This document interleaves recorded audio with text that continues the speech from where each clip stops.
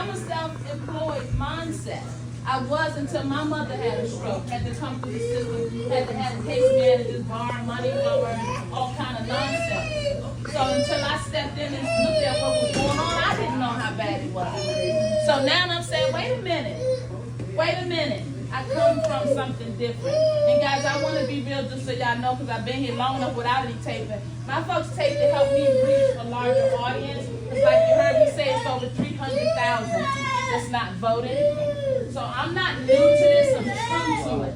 Because I come from it, and I go in those meetings and I hear them talk about who they think we are. When they start using words like menace to talk about our young brothers, they don't understand. They don't go back to the household to see what's going on. My parents got to send their children to school in wrinkled clothes and maybe not smelling so nice because the water not working again. In the thick of winter. Got catching 10 and 12 rodents inside your household? Man, we came up better than that. And we're not showing up. But I know you're talking about it. And I can tell you, fighting the whole government ways out there with her now. 10, 15, thorough soldiers sitting in the conversation. Just like how when you see the nation of Islam, brother, they go different when they see some thorough brothers. Right. By majority, that's a bunch of squares and women in there, so they carry something different with some men standing in there. You can't get that different. So I'm just saying, I just came out Friday evening to come and see what these politics is jumping off in here about. What y'all talking about? I mean, really, what we doing? I'm gonna lean on you because I know you can take it. You're not living at the poverty level. You're seeing the same nonsense I'm seeing. Tell me what we doing. Because see, when I go in there, I'm sending out here for you. I want a task force on small business because I don't want us to get this disconnected again. Right. Small businesses are employing almost half of our workforce. So why would we stay with what's working? Because we got a pay-for-play system? Because we steering contracts towards people that's paying money to us under the table? So now these white boys just showed up and said we don't know how to govern ourselves? So they gonna gangster and take it away from us. You know why? Because what did Barry tell us all these years? We sitting on waterfront property. I come from real estate. We run around talk about gentrification. Yeah, it's gonna come for us. We the nation's capital sitting on waterfront property. Yeah, they want it. But that don't mean we give it to them. We want growth too. We want our children in schools and advancing the skill sets and coming out with if they can't go to college, have a skill, an apprenticeship, something so that they can advance. What does the word legacy mean to us anymore? Do we even look at things like that anymore? See, when I was coming along, it was nothing for my grandmother, the big mama of the block, to bring 3 or 4 of the kids in to eat with us. And you know what we did all spoiled. What they here for, Granny? She had to remind me if I don't shut up, I'll send over to Cambodia and get 2 more to replace you. Because you don't have to be here. See, that's just real talk. When did we stop looking out for the community? I guess when the guns start flying? I guess when the mamas start getting off track and able to manage? I mean, it's hard to actually talk to people, kids nowadays. Right. I mean, when you come in here, I'm in here more than I'm at home. So technically, this is my second home. So I can't go in your house and put my feet up on your furniture. I can't walk in your house and go right to the refrigerator, none of that type of stuff. I mean, it's just the respect aspect is completely gone. Yeah. Yeah, and I feel you can't speak to tell, you know, so I talk to who's in my chair at that present time, and if that one so happens to hear it, then so be it. But I just, you know. Well, my job is to build a relationship, because one of the things I noticed, and that's real talk, respect is earned as far as I'm concerned. And if we don't have trust, we ain't talking about nothing. And it don't necessarily happen on the first visit or the first conversation. But what I do know is that as a real estate agent and broker, we were counselors. You're a mini counselor. Because a lot of them their problems don't stop because they came to get their hair cut. You know, and based on if they trust you or will open up to you, you end up having a conversation. And sometimes it's a conversation people need. All I'm saying is to kind of We got these politics at our front door.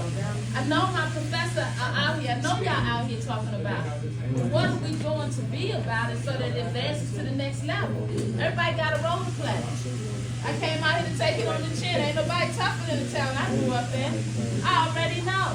But if I got to come out here to talk to you all to find out what we're going to do together to do something different, then I'm coming out here. And I want to know what you're thinking about. I asked my mamas about the housing hearings, and they don't know what I'm talking about. We never make it past the complaint. So we have no representation in Congress. Did you know we pay 4 people to be down there? We got 3 shadow senators, and we got Eleanor Norton. You know what we pay them for? For us to get statehood. You think they well paid? We ain't got no statehood, so what are they doing? Who's supposed to hold them accountable? We are. But we ain't showing up. And then when somebody like me show up and say, hey, no, she corny. Yeah, I'll be corny if that's what it takes to save some kids and save some lives. Right. I'm about mine. So I just, I don't care how many times we gotta have this conversation, but on April 29th, we try to take the crowd down there. They're willing to receive us. They need to hear from us. The world needs to know that DC ain't gonna roll over and die. In prisons all over this city, in schoolyards all over this city, they know who DC is. And I was 18 in Germany. Had a cab driver asking me, is it true we grow tails at midnight? It's everywhere, guys. And what I told him, you know what, you're going to have to pick me back up at midnight so we can both see. Since we're being stupid, what was that supposed to hurt my feelings? You know how much shit we got to come through and survive to know? But they don't know who we are because we go within. We go within when shit start bothering us. Excuse my French. But we got to vote. I don't care what y'all. My thing is we can talk about everything, but when we finish, we got to agree. We got to vote. Right. People got hung. What about the first little girls that had to go and be the test cases when they were trying to put us back integrating in schools and all this segregation and civil rights? Somebody had to be the first. Well, I'm the first African-American franchise broker under the Coldwell Banker brand in Prince George's County. So I happen to believe that this economical divide that we have not addressed in the city is time to be addressed.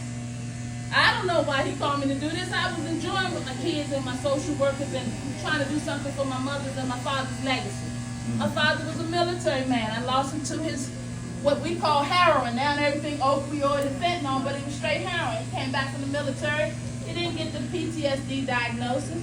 He was just a soldier. Came back to the block trying to raise his child, and he got caught up. I lost him at 51.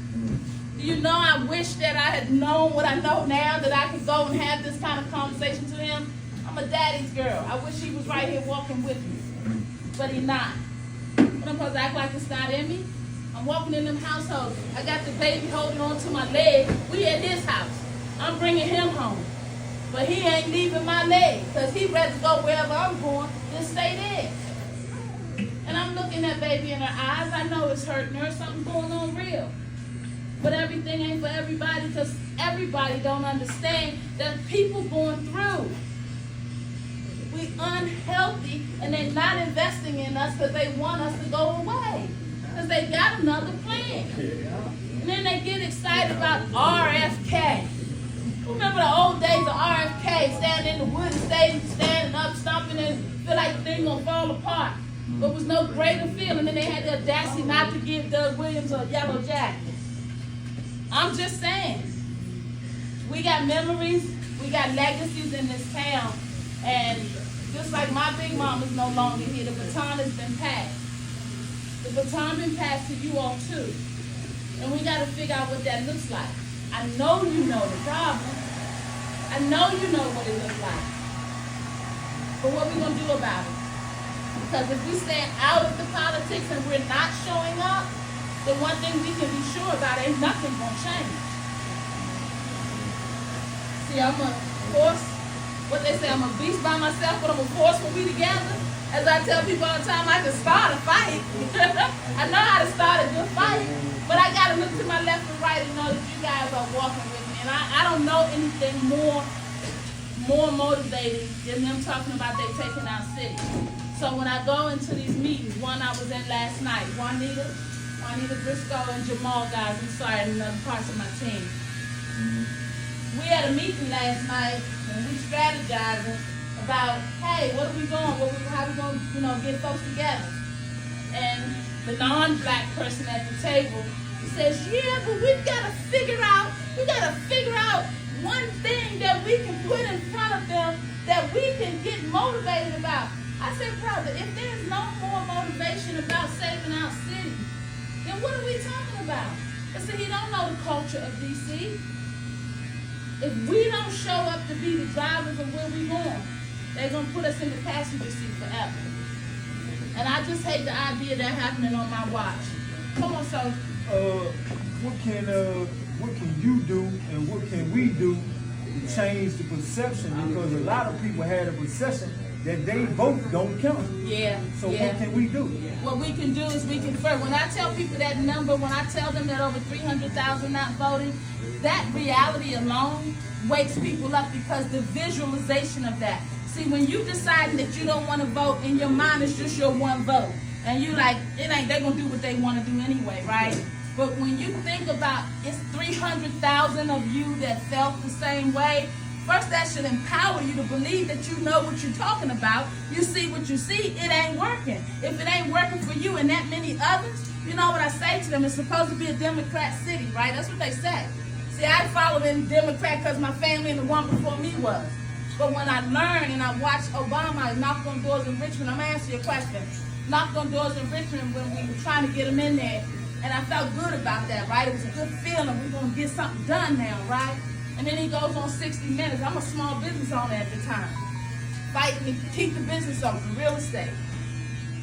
He gets on 60 Minutes and says he's sorry. He want to apologize to us because he meant to get it done. But when he thought if he gave them what they wanted on the other side of the aisle, they was going to reach over and help him. So I said, you know what?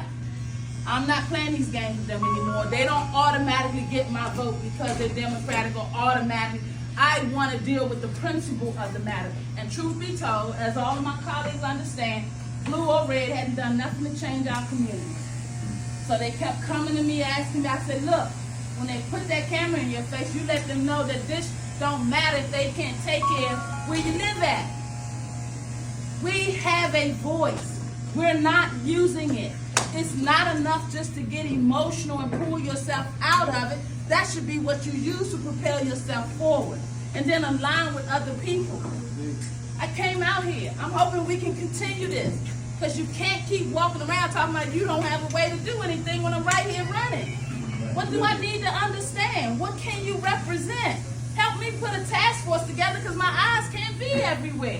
When the little boy, little girl show up in your seat and you know it's a problem, don't keep it to yourself. I'm out here. Like you say, Go ahead, Brian. majority of people believe just what you said. Our vote don't count. I even told her before, run this test. You walk in the barber shop. I get to ask the men. Somebody telling you they supposed to run. And big thing they're going to do for the men, child support reform. They're going to fix and clean up child support. If they said they was running for that, I bet half y'all in here ready to make sure we get that. What's her name? Let me make sure we got that. She gonna fix the child support? See, they ready to go. Same thing with the president right now. Obama came out, sneaky ass joke, and he talked crap to black men.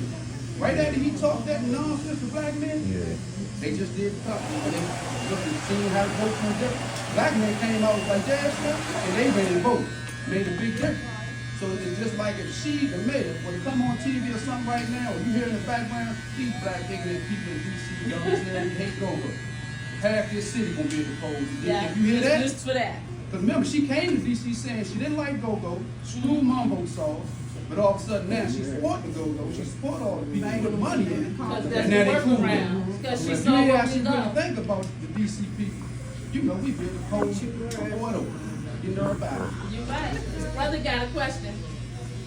I actually got like a response to like the voting piece. Like a lot of this voting be misinformation from Yeah. people that pass along to others. Yeah. Like if our votes didn't matter, they wouldn't be having like voter restrictions. That's right. They wouldn't work so hard to keep that us would tell away. you that our vote matter, but we keep spreading misinformation. Yeah. So then my question for those people who say that we won't vote, I'll say what we gonna do. Yeah. Malcolm X said it's either the ballot or the bullet. That's right. So when I say we can go vote, or we gonna bear Take arms, up arms, yeah, right. then they get quiet. Right. So vote, they silent on the ballot, Right. and they silent on the bullet. So Yeah. we gotta pick a stand. Yeah, you know what I saw, and that's a good point, and I thank you for making it. You know what I saw something to say, why black people taking the couch right now? So they basically looking for us and we ain't showing up, and they saying, why we taking the couch, right? And that's an important question. Do we feel inferior? Do we feel, are we still holding on to the reality that no matter what we do, nothing will change? I'm gonna tell you what my challenge is. We got over about, 60, 70 polls? And I gotta be able to affect enough people because we gotta cover every poll. Because if you think those jokers won't go in and steal the ballots or do all that crooked stuff that we've been hearing about, that's how they've been keeping it their way. Because we're not there. And see, for me, I'm corny enough to believe that I can put them all together. Because I come from the city. I'm a native. I don't walk in a room and let them say anything about my city without earning the right. Because that's how I was raised. You don't just earn the right because you lived here 7 years. You don't know who we are. You got a hidden agenda. You think you know us. You befriend us. And what we do, many of us give them passes to come into our community to have the right to think that they can make decisions for us. If we don't stay in the driver's seat, we become a passenger. And let me say this, again, with all this migration in this town, this is bigger than black and white. Our children are supposed to have opportunity to speak in different languages. Many of them ain't gonna get to El Salvador, but they in class with a youngin' that's from El Salvador that can help them understand culture. See, when we die, our children gotta be here. They gotta be able to go further than what's at the corner store. And we do that, because somebody did it for us. Hey, soldier. Yeah, you know what I mean? What are the two main things you plan on delivering to the black citizens of DC economically? I like that. The two main things is that I know that $17.50 an hour is not going to produce a homeowner. What I do also know is that we're not educated about pre-tax dollars, financial tools. What I also know is that the small business owners get credits when they set up deferred payment accounts that help people save money. So I want people to really understand how they can become a homeowner in that bracket and make sure we're properly supplemented. When I have the owners come to the table with $600 million net, $500 million for the team, another $87 million in tax breaks, $600 million, and you didn't get no guaranteed scholarships from them? You didn't get no guaranteed internships from them? We got social problems that these folks in our town with money have that we're not leveraging ourselves appropriately for. And you're not going to if your agenda is not to worry about that.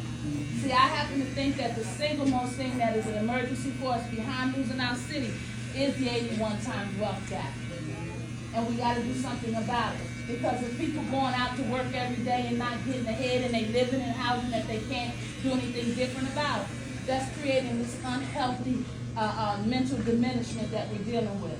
That's keeping people on their vices a little more than they like to. We used to function without weed here and our, dippers here, what have you, but now the depression sends us to it more. Now we can't get our lives together. So $17.50 an hour is not creating homeowners. And I want to change that because I know I can. Because all of us are not going to get the education or understand about insurance because we don't sit at the table and talk about insurance. We think insurance represents preparing to die. When white men and every other culture know that they use insurance to build their business. We have to be able to make those opportunities available. That's number one. $17.50 an hour is not. Number two, I don't like investing in this charter public school model, and you can't show me the impact and make sure our children are getting further. We have to set our children up to win, and we're not doing that. We're graduating them with half education, getting in line for $17.50 an hour will never change our economic position. Well, that's all $17.50 $17.50 an hour. That's what that started. No child left behind. No, I'm saying everybody's standards should be higher. The standards should be higher. If you got 1,000 going, then I want 70% of them going somewhere when they come out. I don't want you graduating to the block and then we end up in fast food and we can't get them past that cycle and then we lose them to the block. You know who started? The standards have to be higher. What type of programs you gonna start? In terms of, I happen to believe that we have a lot of good programs on the book, but we don't have enforcement or oversight. So that's why I said I want to audit. If it's working, I don't want to change it. I just want oversight so that you know what your standards are. I want a return on the investment. If I'm investing in you to save our youth, then I need you to come back and help me understand what you did to do that. See, I don't think our standards are high enough. I don't necessarily believe we need new programs, but if we do, I want to hear about it. I want to go clean up what we've been spending $21 billion on that has not given us a return on our money.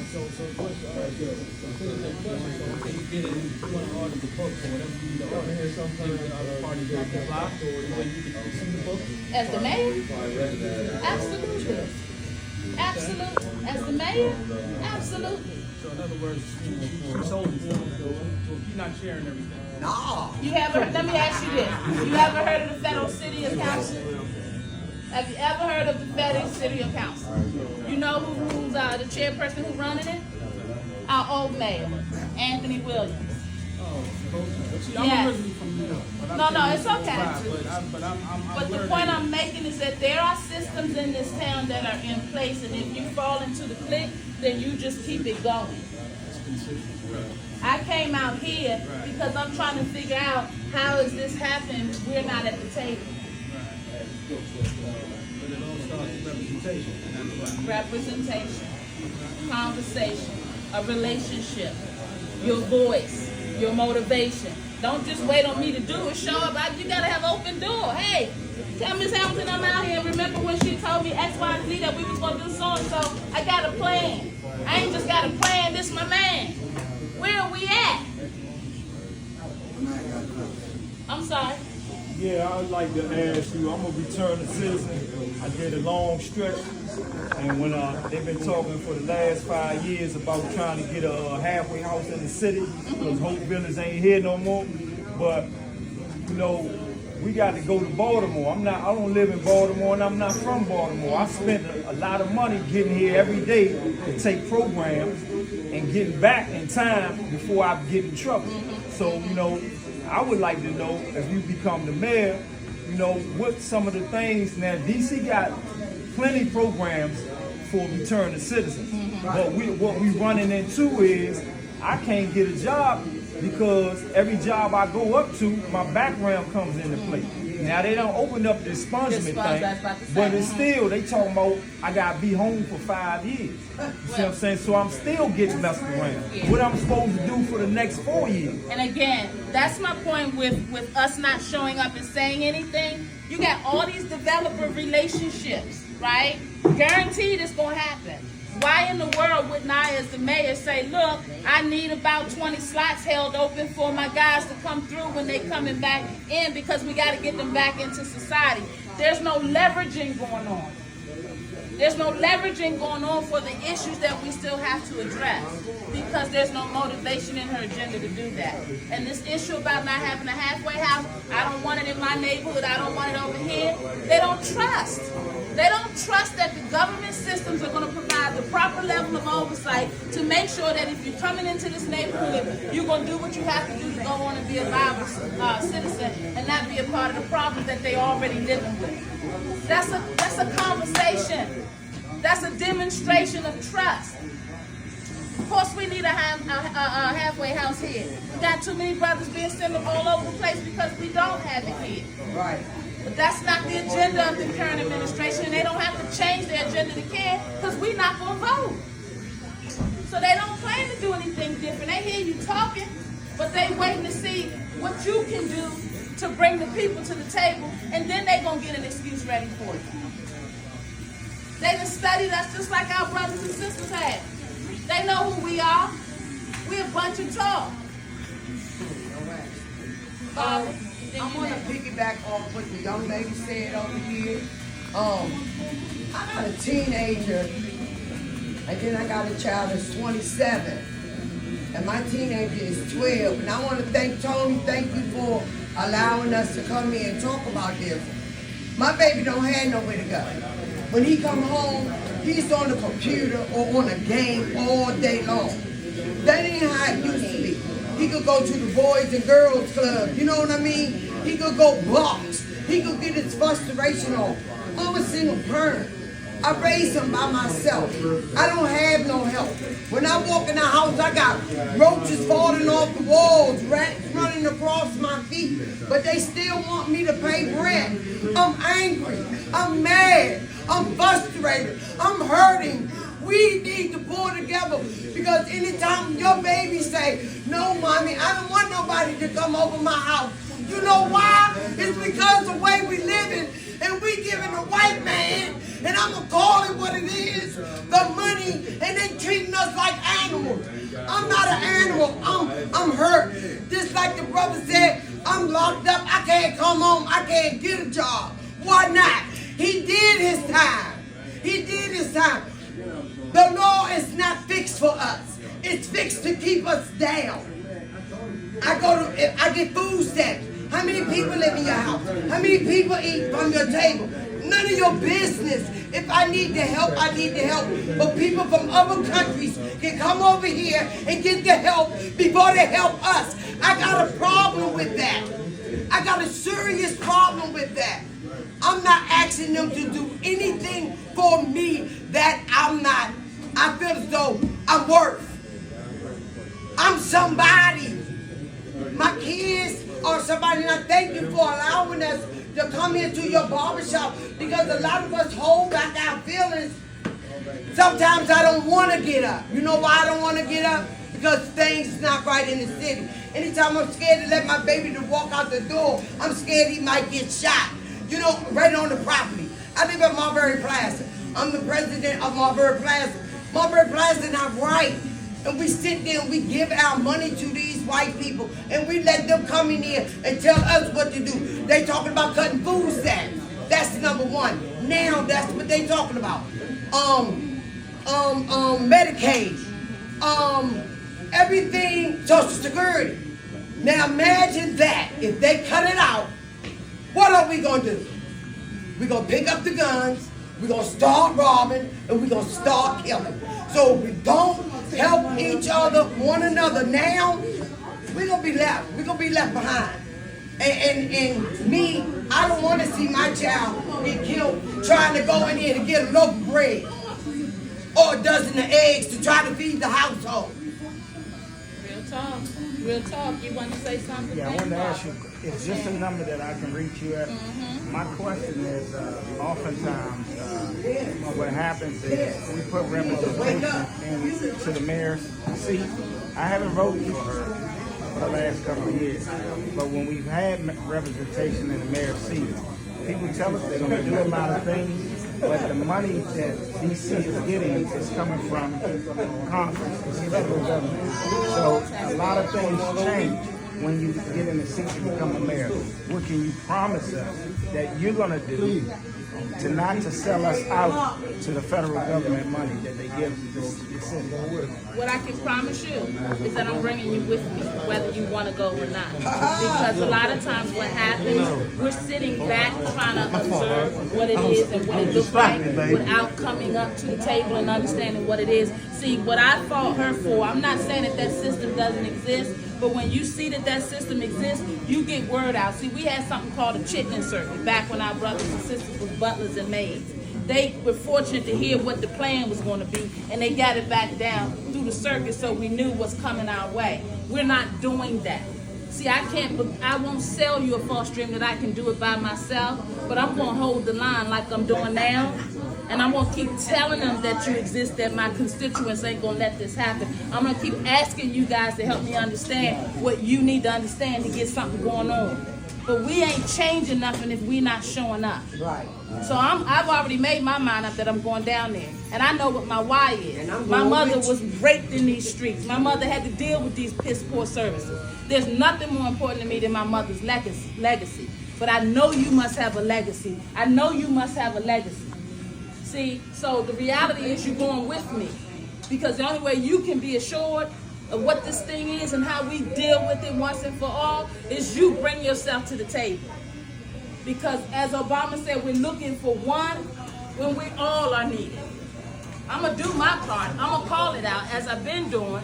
But where you going to be and what you going to be doing to make sure I'm propped up. Because see, when that money come down, my returned citizen community should be at the table. This what we need. Hey, my mamas in the community should be at the table. There should be an ongoing dialogue. These relationships should go with me. Where I think she failed is there was a disconnect between what the community needed and what she thought she was going to do along with these folks that had money that come and get her attention. I'm not asking you to have any money. I'm asking you to show up. Right. Because I'm going down there because we got too many that we're losing. As a mental health advocate, and as much as I know many of them will fall through the loop if we don't do this intentionally, I'm going down there. But I came out here to get you because I couldn't believe we had 300,000 not voted. You know too many people for that to be the case. There's a man, Tommy Broadwater, who Mr. Food Stamp back in the day. He said, you know what? I don't have any friends that don't vote. Have we gotten to that point yet? Are you sitting in the room with your boys and having a drink or playing some cards or dominoes and they not up on it and they not voting? Why are we not holding each other accountable to higher standards? Because our children are watching us and we got to pass that down because they got to live here when we gone. And until we figure out something different, these are the laws we living by. And if we're not going to show up, then what you talking about? I mean, real talk. See, I was raised, you be about it. You don't just talk about it. But I knew I can go in any barbershop across this city and I can find my professors, my culture. We know the story. But why do we stop at our emotions? Why don't we do something past that? Restore my faith. Restore your faith. Restore our children's faith. Sign up for something like this March on April 29th and bring the kids in your family. Do something different. You feel me? It doesn't change until we commit to changing. And I can't be every perfect answer you need, but I promise you I'm going to be right here with you toe to toe because the only reason I stood up is because I don't like it. I don't like it. I come from better. I come from generations of better. And I hate sitting in those meetings when they think east of the river ain't produced nothing. Excuse me? You don't know me, but you can get to know me. I'm Dr. Rhonda Hamilton. How are you? Right? You don't know my people, but you can get to know us. But see, when they show up with these agendas and we're not there, pay for play. And they get in. Our brothers come back, they angry. Our mothers are angry. What we gonna do? What we gonna do? We've been riding around with the license plate taxation without representation. Yeah. What we gonna do something about it? Because like it or not, we're gonna die. So what you gonna do with that time in between your days? Because opportunity don't show up every day. I'm saying come on. I'm saying whatever doubts you have, let's go. Let's show them how we can do this differently. You know what they tell me with all their wonderful numbers? Oh, Dr. Hamilton, oh, you resonate well with the people. Yeah, because I come from that. Oh, but you know, it's not, activists don't usually become successful in politics. According to who? So I'm supposed to listen to your statistics and not go forward and fight for what I know to fight for? Hold tight, I'm going to show you who I am and I'll be back. See, this ain't about me, it's about what I come from. It's about protecting the culture that we all come from. And while I love that we're talking about it in the barbershop, I'm coming down to tell you I need you down in Congress. I need to challenge you to do something different on April 29th. Get those kids together, get that wifey together, get that block or that family together and bring them down there. You don't know what kind of empowerment people get from being heard. People don't show up because they intimidated because they don't think that they know or that they should be there. That's exactly where you're supposed to be. And when you don't know, you got to find somebody to trust to know. But we got to move past this talking, right? We got to move past this talking. I'm going to be doing this across the city. If there's a barbershop that you know I need to be in, this flyer has my number on it, right at the bottom. Let me know. I'm so real with this. and she must go. And what I realized when I looked around, Robert White isn't in. We can't get him to take care of the housing, but he want to have a promotion to be a mayor. I got too many receipts on you not doing your job. Paul Racine endorsed Robert White, so Robert White left the mothers living in Mold because it wasn't worth his political career. So in his mind, if he just play the game and hang out until she walk there, so the word on the street is she not gonna run again and he gonna step right in. And do what? 3-term housing chair. Look at the housing. Makes no sense to me. Guys, I appreciate your time this evening. I want to introduce some folks so you know that I walk these streets with some folks that believe in me. This is Mr. Jabari Zakai on my research team. Okay. Jabari came out because he wanted to understand what's going on because he wants y'all to know that I got folks working with me. Juanita Briscoe, my girl, walked day one. We sandboxed.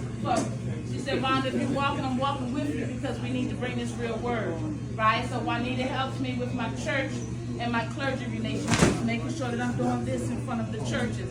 I'm serious about doing something about this 300,000, right? Mr. Brian White, you met, campaign chairman. Barbara Cooper, you met. One of my mamas on the ground with us over in Marbury Plaza and across the city. Mr. Jamal Khalid is my university and my community affairs rep, helping to bring my young people to the table. Guys, this room at the table, we should be a crowd standing up, right? I'd be more concerned if you didn't know what was going on. Now I'm more disappointed because you do know what's going on and you haven't figured out how to get involved. So, in honor of our great late Mary Berry, I want you to remember that you met Dr. Rhonda Hamilton, and I am about it. I'm not just talking, I'm about it. I have my why. I got a lot of little children I'm trying to save, a lot of little mamas I need to save, a lot of soldiers I need to save, because the system ain't working. So, you have my number, find out what you need to find out, but then let's go. April 29th, I need some soldiers down in Congress. You're welcome. Yeah, come on, Jabari. I just want to say something to the brothers in particular. I'm a returning citizen. I was raised in Ward 5, right off Rhode Island Avenue, where Rhode Island Avenue crosses into Mount Rainier. I grew up there, went to McKinley High School, went to our public schools. Let's be really honest. Black men in D.C. and across the country are afraid of white men. Black men are afraid of white men. We will shoot, kill, maim, hit, destroy, rob from each other, but we will never cross that river and touch white men. There was an incident in Ohio outside of Cincinnati a month ago. A truckload of Proud Boys ran through the city with banners and putting out racial epithets. You know what the black men in that city did? They came out with guns, created a militia, and ran those white people, those white boys, out of the city. And now they are conducting daily, armed watches to make sure people don't come through their town. Yeah, we used to do all of that stuff because now we want to be more comfortable than free. We want to be more comfortable and free. We want all material accoutrements of wealth. We will spend $200 on a Friday night, but we won't give $20 to a campaign or to an effort or to a program that will last for decades and forever. So let's be real. I grew up in D.C. I'm a native Washingtonian. I went to federal prison standing up for D.C. because I refused to pay taxes. I said, why do you have taxation on your, without representation on your license plate, but you still paying taxes? Did you know that filing tax returns are voluntary? So we are a colony that has no more political status than the Virgin Islands, Guam, Puerto Rico, because they each have a non-voting delegate in Congress. The only difference between those territorial citizens and us is they make you think that you're required to file tax returns. Nobody in Puerto Rico pays federal taxes, nobody in Guam, nobody in Virgin Islands. Right? The black men, there are 60,000 returning citizens in this city. 60,000 returning citizens. If we could get half of those people to vote. I live in Ward 8 now, right down the street, 18th Street, right by Anacostia Library, up the hill. I've been here, I've been in Ward 8 since 2021. Only half the people who registered to vote in Ward 8, if that many, and not all the time. And that's the simplest thing. So let's do this analogy, a football analogy. So you get the ball and you go down into the other team's 20-yard line. So you in their red zone. That ain't the point of it, right? The point is to score. So we take all this energy and we put in people who say things because they know that's what they want you to hear. Because they know as soon as you hear it, and for the number of us that do choose to vote, and you vote for these people, because I don't vote Democrat, I'm independent, they know that you will not follow up. You will not go to an ANC meeting, you will not go to a board meeting, you will not follow the city council on Channel 13, you will not do any of that. But you will complain Friday, Saturday, and you will be at the Commanders game on Sunday and spend the whole next 3 days talking about what they didn't do, and you will do nothing about your own plight in this city. When you have the absolute total power to do whatever you want if you chose to put your mind to it. And that's the legacy that has been lost since Marion Barry was gone, which this street is now named after. It used to be Good Hope Road, right? Now it's Marion Barry Avenue. But are we living up to the legacy of all of these people, right? I was born in 1955. I'm 69 and a half years old, right? My statistical life, expectancy is exceeded. I'm supposed to be dead according to statistics. So all of you who are under 35, you got to really ask yourself, do you have 10 more years of life under this system? Do you have 10 more years of life under this system if you sit on your butt and let them do what they want to do? The answer is no. The answer is no. You don't have 10 more years of coming to this barbershop and going to the game or the club with these people destroying everything they could possibly destroy, and you sitting back and just commentating on it. So I'm just trying to say, when I was in prison, the first one they sent me to was Morgantown, West Virginia. This was a minimum camp. They sent most of DC drug offenders to Morgantown. When I was there in the 90s, late 90s, half the population was from DC. They were 25 years and under. And I asked them, did you know that the offense that they charged you with, they didn't have any evidence to convict you on? Did you know that you pleaded to stuff that they could not have ever convicted you on because they knew that you didn't have the requisite evidence to be charged with that in the first place? So they say these things to scare us. This is what I mean by when I say black people are scared of white people. Most black men will accept anything a white man will tell them, but when a black woman particularly says it, they will question her to death. They will question her to death. I've lived most of my life working with black women who stood up because I couldn't get brothers to stand up with me. Your fate is in your hands. Nobody's going to save you except you, and no one should take the time to save you if you're not willing to save yourself. I used to do legal work for people in prison. I used to tell brothers, come to the law library and bring me some stamps so I can mail your stuff out. I stopped doing that because one time this brother was in the gym playing basketball when he was supposed to meet me in the law library. I saw him later that day, later the next day, and said, why didn't you come? I said, you know what? I can't help everybody. And I'm not going to help anybody who don't want to help themselves. If you can't put the minimum amount of effort to help me help you, then I'm going to transfer that energy to somebody who wants to really help themselves.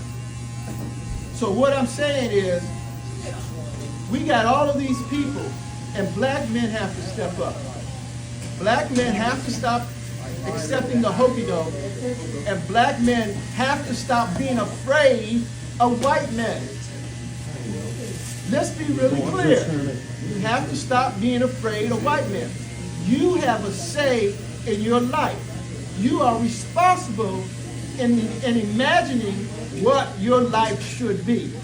All right, so let's wrap up. So thank you, Jabari. I appreciate that. And basically, in a nutshell, they playing chess and we playing checkers.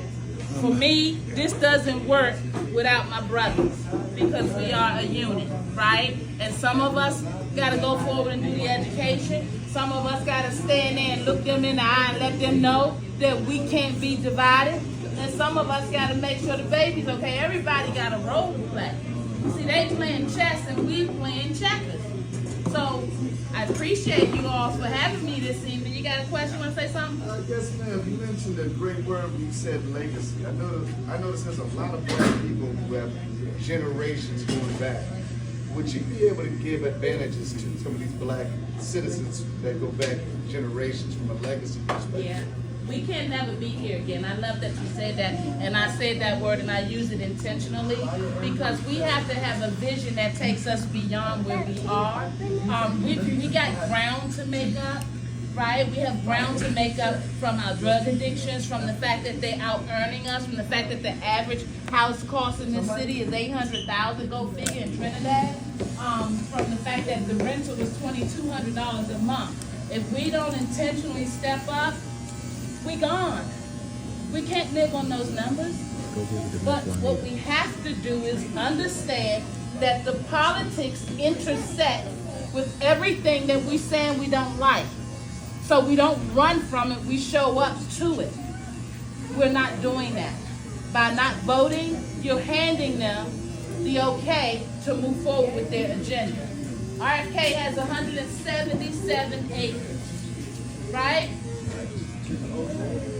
If houses cost $800,000, you almost have to get your hand in on whoever's going to be running this city to make a bid for the fact that, look, I'm a returned citizen. Use that chunk of land over there and make sure we can live. Hey, how about putting a nice, small, affordable housing unit that doesn't start with such a high price point? They're going to tell you they can't do it, but they sitting at the table with billionaires. They only putting the money in their pockets. They're not worried about you. You're not voting. You have no power when we have all the power. So all I'm saying is, you know they used to teach us government in school, and that might have been the class you hooked. I didn't. I showed up. So we have to do this together, right? I need my soldiers for more than just brute. You guys are supposed to be the backbone of our family. They said the black churches was the backbone of our communities, but I beg to differ because they finding themselves, they done put that money in their pocket, and we just fell apart. But I'm saying the time is now. This is our city, and what you don't know, bring to the table because somebody else got you, and what you do know is going to help the other one. You got to get back to that. I come from that. Man, Barry taught us that. So with that said, Tony, I thank you. I thank you for this opportunity. I want to do this as often as we need to. I hope that I planted a seed that when y'all talking about it, even though I got told me, oh, that girl crazy going down and messing with them people. Yeah, I'm absolutely crazy. I met some families that's worth saving, and I need some help. I tell you what,